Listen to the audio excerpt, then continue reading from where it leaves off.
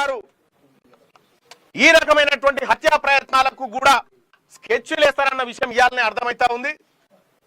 ఖచ్చితంగా తెలంగాణ రాష్ట్ర వ్యాప్తంగా బీసీలంతా ఎక్కడికక్కడ కల్వకుంట్ల కవిత దిష్టి బొమ్మలు నలగబెడతా ఉన్నారు. బీసీలను అనగదొక్కాలని చూస్తున్నటువంటి ఆమె పైన చర్యలు తీసుకోవాలని డిమాండ్ చేస్తా ఉన్నారు. మేము కూడా ఖచ్చితంగా కార్యాచరణ చేస్తాం.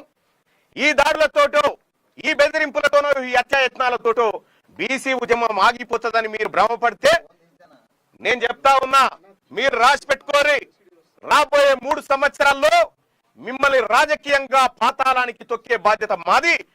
బీసీలము అనగారిన వర్గాలను ఈ రాష్ట్రంలో అధికారంలోకి రావడానికి మా ప్రయత్నంలో ఇసుమంతా కూడా తగ్గదు. మరింత రెట్టించిన ఉత్సాహంతోనే ముందుకు పోతాం తప్ప ఈ దాడులకు తీర్మార్మలన్న భయపడు. ఇక నా పైన దాంతో కొట్టడం జరిగింది. ఈ కొట్టినటువంటి నేను అడ్డుకోవడంతో మా బాలకృష్ణ మా గన్మెను ఆయన వెపన్ లాక్కొని నా మీద కాల్పులు చేయడానికి ప్రయత్నం చేశారు.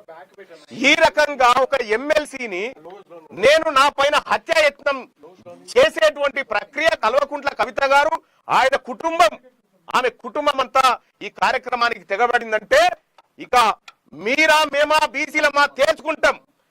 ఈ రాష్ట్రాన్ని 10 సంవత్సరాల పాటు దోచుకున్నటువంటి కల్వకుంట్ల కవిత కుటుంబమా, తెలంగాణ రాష్ట్రంలో ఉన్నటువంటి 2.5 కోట్ల బీసీ సమాజమా ఇక తేల్చుకుంటాం. మేము ఇవాళ తెలంగాణ రాష్ట్రం అంతా మేము పోరాడుతా ఉన్నాం. ఈ ప్రజలకు జరుగుతున్న అన్యాయాలు బయట పెడతా ఉన్నాం. మాకు రాగాల్సినటువంటి వాటా గురించి మాట్లాడుతా ఉన్నాం. ప్రభుత్వాన్ని నిలబిస్తా ఉన్నాం. ఈ ప్రభుత్వం మా సలహాలు స్వీకరిస్తా ఉంది. ఎక్కడైనా పొరపాట్లు జరిగితే సరి చేసుకుంటా ఉంది. ఈ ప్రభుత్వాన్ని మేము ప్రభుత్వంతో పోరాడుతా ఉంటే నీకేం బాధమ్మా? నీకు ఉనికి కావాలంటే మీ నాయన దగ్గర అడుక్కొచ్చుకో. బీసీ నాయకుల మీద బీసీ నాయకత్వం మీద దాడులు చేస్తే నీకు ఉనికి వస్తుంది అనుకుంటే అది నీ భ్రమ. మరింత దిగజారిపోయి ప్రజల్లో చులకనవడం తప్ప ఇంకా ఏమీ ఉండదు. కాబట్టి కల్వకుంట్ల కవిత గారు మీకు నేను చెప్తా ఉన్నా, మీరు ఇటువంటి చిల్లర మల్లర పనులు బంద్ చేసి మీ పంచాయతీ మీ నాయన మీద ఉన్న ఫ్రస్ట్రేషన్ అంతా బీసీల మీద తీస్తా అంటే మేము ఒప్పుకోము. మీ అన్న మీద ఉన్న కోపం అంతా మా మీద తీస్తా అంటే మేము ఒప్పుకోము.